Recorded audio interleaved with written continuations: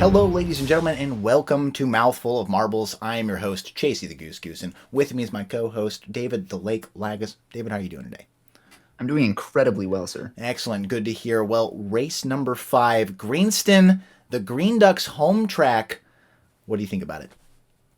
It's a very interesting track. It's very technical through sectors 1 and 2, and then sector 3 creates a bit of a different obstacle for these marbles. Well, there's just so many turns in general in that at the beginning of that. It's very true, and it's a very long track. The average lap time is about 41 seconds, which is considerably higher than most other circuits that we've seen so far this season. But we have shorter laps or fewer laps, I should say, in order to make up for that time. But let's start by going into the qualifying, seeing how we went through there.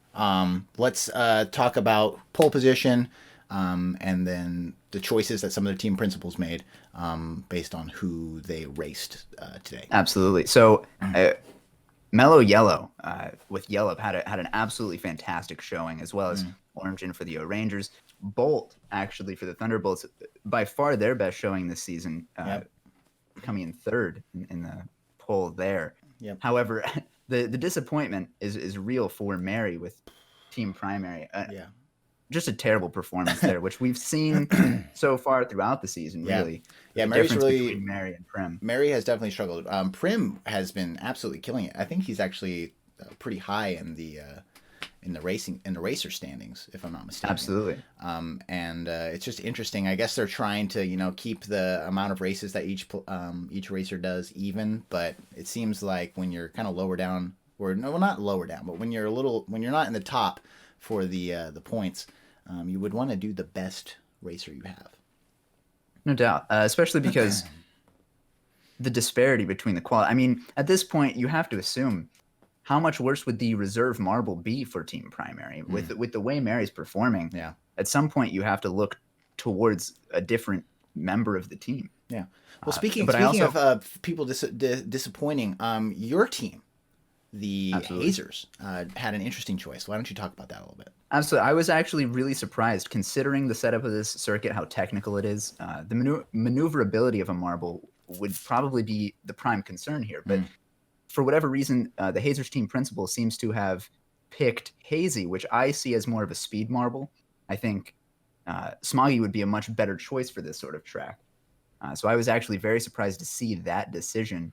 With how these marbles have gone so far this season, you would think save Hazy for next week, because next week on short circuit, a very fast circuit, which I think would play to Hazy's. But at the same time, Smoggy did just race the week before. Absolutely. And he did do incredibly well in the technical bits, especially the Hive. But yeah, so that was an interesting choice from the teams. But Rangers. Origin, he had a great race overall. So let's just kind of move into the beginning of the race and talk about that a little bit. Absolutely. He jumped off to a huge lead. And as we know, based on I'll show the graphic here, based on your pole position or your qualifying position, pole position actually doesn't do as well as second place. And Absolutely. so it was cool almost to see that trend continue as Origin just kind of took off right at the beginning. Absolutely. And the back and forth battle between Orangin and Bolt in this race was fascinating to watch, because, as you said, Orangin got off to a huge start, but then stumbled at the beginning of, I believe it was around lap 5. And 5 or 6. Yeah, he had about a 3-second plus time lead for the majority of the beginning laps, and then lost all 3 of those seconds, and then went even 2 or 3 seconds back of Bolt. Right. And Bolt had a really nice 3 laps and the fastest lap. Right. Orangin fell all the way back into third behind Yellop, and made, honestly, quite possibly the most impressive comeback we've seen this season, to overtake Yellop and Bolt and really win by a sizable margin. He won by about 2 seconds. Yeah, the impressive thing about what he did was he was maintaining his speed very well in the middle, and then he just kind of lost it. I think he got bumped a couple of times, might have taken 1 or 2 wrong lines, and lost about 5 seconds, but then gained 5 seconds. So he had about a 10-second difference or swing between lap 6 and the final lap, and he really took control in that penultimate lap as well. So absolutely.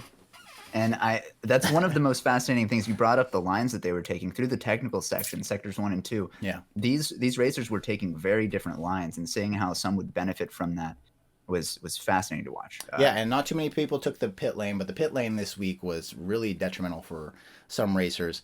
My team, the Raspberry Racers, had a cut 1 or 2 laps, I believe, where they got stuck on the pit lane, and it was very disappointing to see. And of course, as usual, as predicted, they had some of the worst times off the belt, on and off, and it's just disappointing to see because it seems like they would figure it out, but for some reason, I don't know what the engineers are thinking. But for some reason, they just can't get a grip on the belt. I don't know what it is. It's absolutely true. For whatever reason, the conveyor belt is the downfall of the Raspberry Racers so far this season. And interestingly, that's the opposite for my team, which this week we saw sort of a close fight between the Raspberry Racers and the Hazers. At least in the final standings, Raspberry Racers getting 1 point, Hazers coming just behind them with none.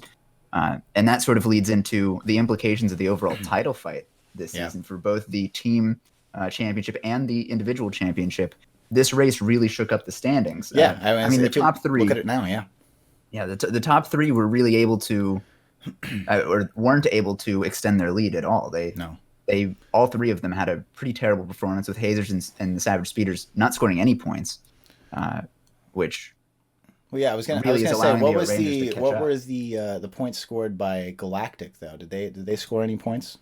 Galactic did score 4 points. They came in 8th. Starry with a sort of a mediocre showing, but doing well enough to close the gap a little bit with the Hazers. So yeah, it was good though because it made this particular race, since we're halfway through the season now, it made it the top 3 even tighter, and then it gave the Orangers and even the Green Ducks a little bit of room. The Ducks didn't have a great showing. Mallard didn't do absolutely fine. He lost 2 places. I think he started 7th, ended 9th.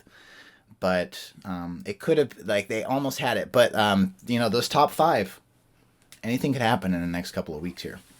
Right, and that brings in the home circuit curse that we've been talking about all season.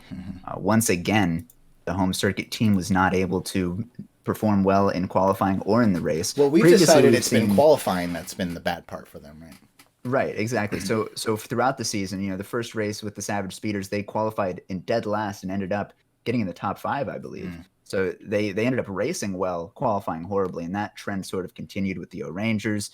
But this week it was a little bit different. It was just sort of middling throughout the week for the Green Ducks. They didn't do particularly horrible. It was just not what they were hoping for at their home Grand Prix. Yeah, and got to give it to the fan favorites, the O'Rangers. They did a really nice job, finally getting themselves a victory this week, and they looked good. They looked strong. Hopefully, they can continue it for those people that are O'Rangers fans. They got to be excited.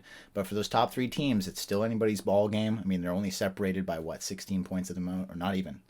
My math is horrible. Let me redo my math. They're separated by 6 points at the most, and anybody's ball game. Absolutely. Yeah.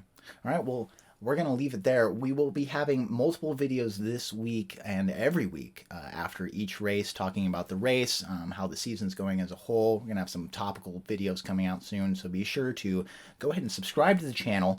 And we'll see you very, very soon with some more Marbula1 content. This has been Mouthful of Marbles. Thank you very much for watching.